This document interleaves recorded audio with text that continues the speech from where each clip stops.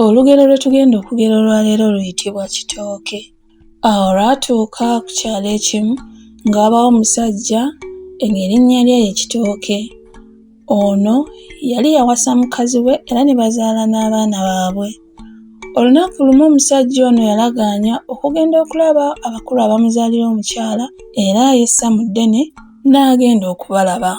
Omuko yasanga ku buko baatuusizza ebbugga era ne balimufumbira mu bungi era naye yaliriira ddala ne limuwulira.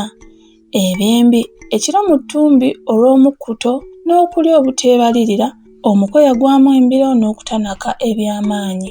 Buli budde gye bwagenda nga bweyongera, Kitooke embiro zaamuyitirirako n'agenda yanoonera ekisenge kyonna mwe yali asoze. Abantu abamu balina enzikiriza egamba nti mu kifo ky'okuswala waakiri bafa, kale musajja wattu ono olwamala okweyonoonera yenna teyalinda bako kumulabako era ekiro ekyo yafuluma enju ne yeeyokya ekibira n'abulira eyo n'afuuka wa mu nsiko. Abooluganda baamunoonya ne balemwa okumuzuula era kyatuuka n'okulowoozebwa nti yali yeeyimbyemu ogw'akabugu. Ekyaddirira kyali kya mukazi we kukuza abaana be bw'omu wa nnamunigina anti omusajja yali takyalabikako. Wabula omusajja ono wadde yali yeekwekera ddala mu kibira teyakoma kusalanga magezi okusakira ab'omu maka ge n'okumanya nga bwe baali. Oluusi yaleetanga emmere, ennyama, obutiko n'abiteekanga mu maka ge ne babisangawo enkeera. Kyokka kyali kizibu okumukwatiriza n'okumusendasenda okumukomyawo awaka. Abaana b'omusajja ono nga bakuzeemu baatandika okugenda emugga okukima amazzi. Omusajja bwe yakitegeera naye n'atandika ng'okujja nga kumpi n'oluzzi ne yeekweka asobole okulaba ku baana be.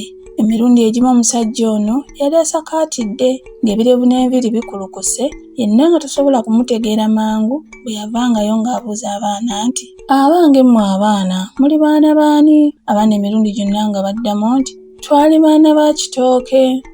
Omusajja yayongeranga okubakemekkereza ng'abuuza nti, "Mugambye nti mwali baana ba Kitooke, kati olwamala?" Abaana olwababuuzanga kino nga batandika, taata waffe yagenda ku buko n'alyayo ebbugga era n'ayonoonayo n'okwonoonayo. Omusajja olwawuliranga bino ng'addamu nti, lwe mukyayeeyereza ze mulinda badda." Buli yamalirizanga emboozi eno n'abaana ng'addamu yeekuba ensiko. Olunaku lumu omusajja ono bwe yanyumyamu n'abaana, abaana baagenda ne babibuulira abakulu. Abakulu bwe baabigaayagaayamu ne batandika ng'okuwerekeranga abaana bano ku luzzi naye nga bagenda beekwese basobole okulaba omusajja oyo eyali abuuzanga obuzaale bw'abaana mu ngeri yeekuusa ku kubula kwa kitaabwe. Nga balimisirizza ebbanga eriwera, olunaku lumu omusajja yajja okubuuza abaana era bali abaali beekwese kwe kuvaayo ne bamubumbeekereza era ne bamunywereza ddala. Baagenda okumwetegereza nga ye munnaabwe yali yababulako. Ono baamukwata lwampaka ne bamuzzaayo ewaka ne bamusalako enviiri n'ebirevu, baamunaaza eddagala erinazibwa omuntu akomyewo okuva mu buwaŋŋanguse era ne bamuwa n'engoye empya kuba ze yalimu zaali zaafuuka ddabukete. Baateekateeka omukolo ogwasomba ab'okumpi n'ewala nga bamwaniriza. Zinaleka eŋŋoma zivuga wakati mu kulya n'okunywa n'enkwata eridda ewaffe. Leero tugenda kugera olugero olukwata ku musajja eyakolola ekyoya. Awo lwatuuka nga wabaawo omusajja ng'awasa mukazi we era nga babeera mu bufumbo obweyagaza obwegombesa. Omusajja ono yali akola mu lubiri ng'omukongozzi wa Kabaka. Amaka g'omusajja ono gaali nga kumpi n'olubiri era kino kyamuyambanga nnyo okutuuka ku mulimu mu budde ate n'okuddayo eka buli lunaku n'asobola okubeerako ne mukyala we. Olunaku lumu omusajja ono aba atambula okuva mu lubiri n'awulira akantu akamukolokoota mu mumiro era n'atandika okukolola nga teyeeyagalidde. Ekyamuli mu mumiro kyali kimulakidde n'atuuka n'okuwulira nga takyasobola kussa. Omusajja yakolola n'akozesa n'amaanyi ge ag'omu buto gonna okusobola okwegoga ekyali kimulakidde era agenda okukifujja wali nga kyoya kya kinyonyi. Okumanya kyamuli bubi, ekyoya kyajjirako n'omusaayi. Bwe yatuuka ewaka yabuulirako mukyala we ekyali kimuguddeko kyokka n'amukuutira obutabaako muntu yenna gwakibuulira kuba engeri gye yali akola omulimu omukulu mu lubiri abatamwagala baali bayinza okunaawuuza kino na kiri basobole okumugobesa ku mulimu. omukyala yalayira nti tayinza kubuulirako muntu yenna. Wabula nga wayise ssabbiiti 2 omukyala awulira ng'ekintu kimuyitiriddeko, kwe kusalawo abuulireko ssenga we yeesiga. Kyokka naye yamukuutira obutabuulirako muntu yenna era ne ssenga n'amugumya nti talikikola.